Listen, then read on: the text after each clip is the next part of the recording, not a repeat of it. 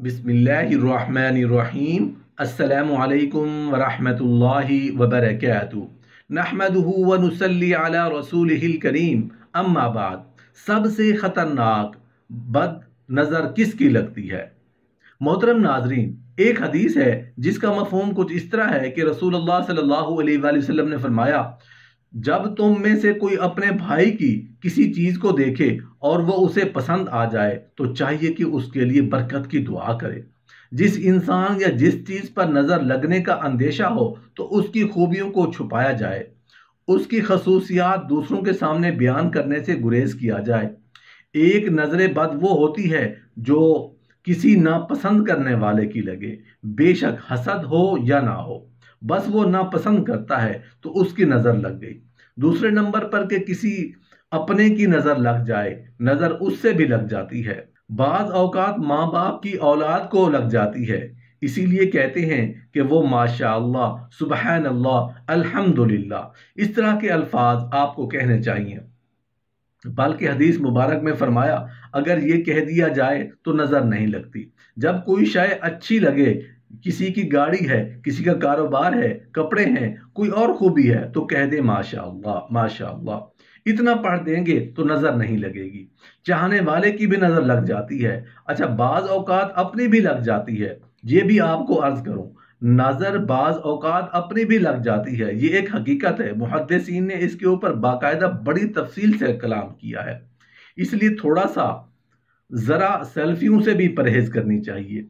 हम जितनी सेल्फियां लेते हैं नजर भी उतनी लगती है, और सेल्फी लेते ही इसलिए है कि मैं कितना अच्छा लग रहा हूं, यहाँ खड़ा हुआ कैसा लग रहा हूं, वहां खड़ा हुआ कैसा लग रहा हूं। तीसरी नजर होती है हासिद की। हासिद की जो नजर होती है ये पहली दो नजरों से ज्यादा खतरनाक होती है। उलमा कराम ने इस पर फरमाया कि नजर तुम्हें लगती कैसे है? इंसानी आंख से जो शुआएं निकलती हैं उन शुआओं के अंदर जहरीलापन होता है। आंखों से निकलने वाली शुआओं के असरात का तो सब समझते हैं। न मोहब्बत से देखी तो उसका भी पता चल जाता है, नफरत से देखें तो उसका भी पता चल जाता है, और उसमें जरूरी नहीं होता कि बकिया पूरा चेहरा देखें तो पता चले। निगाहों की जो शुआ है वही बता देती है किस नजर से देख रहा है। जब इंसान हसद के साथ किसी को देखता है तो जो उसके दिमाग के अंदर जहर पैदा होता है वो उसकी उन शुआओं के जरिए सामने वाले पर असर करता है, और ये उसको जो है नुकसान पहुंचाता है। तो इसलिए हसद वाले की जो नजर है ये भी बड़ी शदीद होती है। इसीलिए फरमाया गया कि अपनी नेमतें छुपाकर हासिदों से बचो। बिला वजह हर एक के सामने जाके अपने कारोबार की बातें या अपने पैसों की बातें या अपनी ऊंची ऊंची बातें ये नहीं करनी चाहिए। खास तौर पर जो महरूम आदमी एक है कि कारोबारी दूसरे कारोबारी के सामने बात कर रहा है, वहां भी थोड़ी एहतियात चाहिए। एक ये कि उसके सामने बात कर रहा है जो बिल्कुल महरूम है, जो निगाह हसरत और निगाह हसद डाल देगा, इससे बचना चाहिए। पिछले जमाने में उलमा क्या फरमाया करते थे कि बाजार से खाना खरीद के ना खाओ, खाना घर का होना चाहिए। अब तो हमारे जमाने का कल्चर ही तब्दील हो गया, तो अब तो वो वाली बात करना भी बड़ा अजीब लगेगा कि यार बाहर से ना खाना खाए, बल हमारे तो घर में पकता ही नहीं। हम तो 3 टाइम का बाहर से खाते हैं, सुबह का नाश्ता हलवा पूरी बाहर से है, रात के बर्गर पिज्जा बाहर से। लेकिन उलमा पहले क्या फरमाते थे कि बाहर से ना खाओ। उसकी वजह क्या थी? उसकी वजह ये थी कि बाहर जब चीजें बन रही होती हैं, पक रही होती हैं, तो वहां गुजरने वाले वो भी होते हैं कि जो खरीद सकते हैं या खरीदते हैं, और वो भी होते हैं जो सिर्फ हसरत से देख के गुजर जाते हैं। तो जिस खाने के ऊपर निगाह हसरत पड़ी हुई है उस पर असरात भी वैसे होंगे। इमाम आजम अबू हनीफा रहमतुल्लाह अलैह ने फरमाया कि बाजार का खाना ना खाना, तो ये चीजें जो हैं उनके असरात होते हैं। तो अपनी नेमतें छुपा के हासिद से और हसद वाले से बचना चाहिए। और बिलफर्ज अगर महसूस हो के नजर लग गई है या महसूस ना भी हो तो जो सुन्नत है कि सूरह फलक और सूरह नास पढ़कर रोजाना रात को अपने ऊपर या अपने हाथों पर दम करके अपने बदन पर, चेहरे पर, जहां जहां तक हाथ पहुंचे वहां फेर लें तो इंशाअल्लाह ये नजर से हिफाजत रहेगी। मोहतरम नाज़रीन, क्या आप जानते हैं कि पुरानी नजर बद के क्या क्या नुकसान हो सकते हैं और पुरानी नजर बद से कैसे बचा जाए? पुरानी नजर बद का असर बिल्कुल दीमक की तरह होता है। यानी दीमक जैसे किसी लकड़ी के अंदर लग जाती है तो आहिस्ता आहिस्ता उसको खाती जाती है, बिल्कुल इसी तरह से पुरानी नजर बद इंसान को आहिस्ता आहिस्ता खत्म करती जाती है। और याद रखें, जब तक आप दीमक का इलाज ना करें, उसके ऊपर नई लकड़ी लगाते रहेंगे तो दीमक आपकी तमाम लकड़ियां खाती रहेगी। यही वजह है कि इंसान अचानक से अपने कारोबार में, अपने सेहत में नुकसान पाना शुरू करता है। और जितनी मर्जी कोशिश कर लें, जितनी मर्जी नए कारोबार में बिजनेस शुरू कर लें, जितनी मर्जी नई मेडिसिन, नए डॉक्टर्स को चेक करवा लें, उसके बावजूद भी उसकी हालत खराब से खराब तर होती जाती है। नबी करीम सल्लल्लाहु अलैहि वसल्लम का इसीलिए फरमान है, अपने कामों को उनके अंजाम में पहुंचने तक राज में रखो, क्योंकि जिस शख्स के पास वो नेमत, वो चीज़ नहीं है, वो तुमसे हसद कर सकता है। और हसद पहली सीढ़ी है नजर बद की। आज भी अगर आप अरब ममालिक में चले जाएं तो वहाँ के लोग, जो आप भी जादू या जिन्नात से नहीं डरते, लेकिन अगर आप उनको नजर बद के बारे में बताएंगे तो वो लोग बहुत ज़्यादा डर जाएंगे, क्योंकि वो लोग ये जानते हैं कि नजर बद पल भर के अंदर अंदर आपको ऊंचाई से नीचे तक पहुंचा सकती है। बहुत सारे लोग नजर बद का मजाक बनाते हैं, फलां बिजनेसमैन इतना बड़ा है, फलां इंडस्ट्री इतनी बड़ी है, फलां मुल्क, फलां लोग इतने बड़े हैं, तो उन लोगों को नजर बद क्यों नहीं लगती?